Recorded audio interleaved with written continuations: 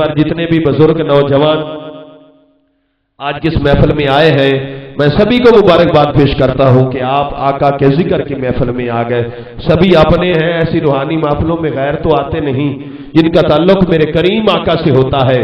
قیامت کے دن دوستو یاد رکھنا، علماء سے بے شک آپ سوال کیا کرو.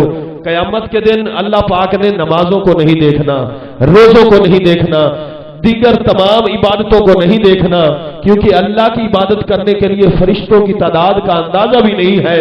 اتنے فرشتے ہیں اللہ کی عبادت کرنے کے لیے کہ کروڑوں کی تعداد میں جو فرشتے قیام میں ہیں وہ قیامت تک قیام میں اللہ کی عبادت کرتے رہیں گے.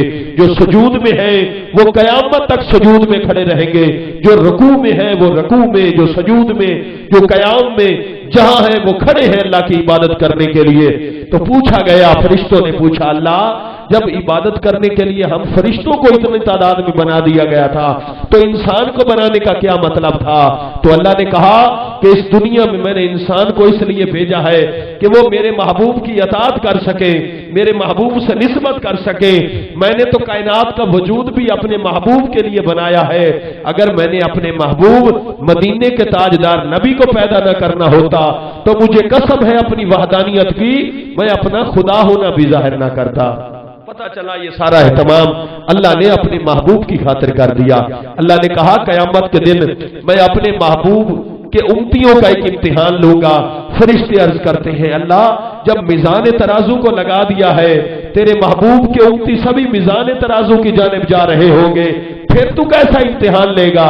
اللہ کہتا ہے میزان ترازو تو دور کی بات، میں پہلے دیکھوں گا وہ کون کون سا میرے محبوب کا امتی ہے جس کے دل میں میرے محبوب کا پیار ہے، میرے محبوب کی محبت ہے، میرے محبوب کی نسبت ہے. تو فرشتے عرض کرتے ہیں اللہ تیرے محبوب کا کتنا پیار ہو تو بندہ بخشا جائے گا. اللہ رب العزت کی ذات فرماتی ہے کہ جس مومن کے دل میں میرے محبوب کے لیے ایک رائی کے دانے کے برابر بھی محبت ثابت ہو گئی. ایک جگہ پر حضرت رائی کے دانے کے برابر کہا گیا ہے اور دوسرے مقام پر یہ علماء بیان کرتے ہیں کہ رتی بھر محبت رسول ثابت ہو گئی یا رائی کے دانے کے برابر ثابت ہو گئی. علماء فرماتے ہیں رتی اور رائی کہ دانے کو رکھ دیا جائے تو دونوں کا وزن برابر ہوتا ہے. ایک ہی بات ہے، رتی برابر یا رائی کے دانے کے برابر بھی محبت ثابت ہو گئی. میرا وجدان کہتا ہے اس سے کم وزن والی چیز اللہ کو نظر نہیں آئی، اس سے کم وزن والی ہے ہی چیز نہیں، ورنہ اللہ اس کا نام بھی لے لیتا کہ اتنی محبت بھی ثابت ہو گئی. اس سے پتہ چلا کہ اللہ ہمیں بخشنا چاہتا ہے، اللہ ہمیں معاف کرنا چاہتا ہے. ہمارا ابھی تک پتہ نہیں ارادہ بنا ہے یا نہیں. اللہ نے کہا جس مومن کے دل میں میرے محبوب کے لیے ایک رائی کے دانے کے برابر رتی بھر محبت ثابت ہو گئی، قیامت کے دن اس محبت کی وجہ سے وہ دوزخ کی آگ میں نہیں جائے گا بلکہ اس محبت رسول کے صدقے وہ جنت کی بہاریں لوٹے گا. پتہ یہ چلا کہ اگر حضور کی محبت ہوئی، حضور سے تعلق ہوا، نسبت ہوئی، کملی والے آقا سے محبت ہوئی تو پھر اللہ نے نمازوں کو نہیں دیکھنا، روزوں کو نہیں دیکھنا، دیگر عمل کو نہیں دیکھنا، بس محبت رسول کے صدقے بیڑا پار ہو جائے گا. اللہ نے اپنے فضل، اللہ کا فضل کیا ہے؟ یہی اللہ کا فضل ہے کہ اس نے دیکھنا ہے کہ میرے محبوب سے اس کی نسبت ہے، میرے محبوب سے محبت کرتا ہے، میرے محبوب سے تعلق ہے.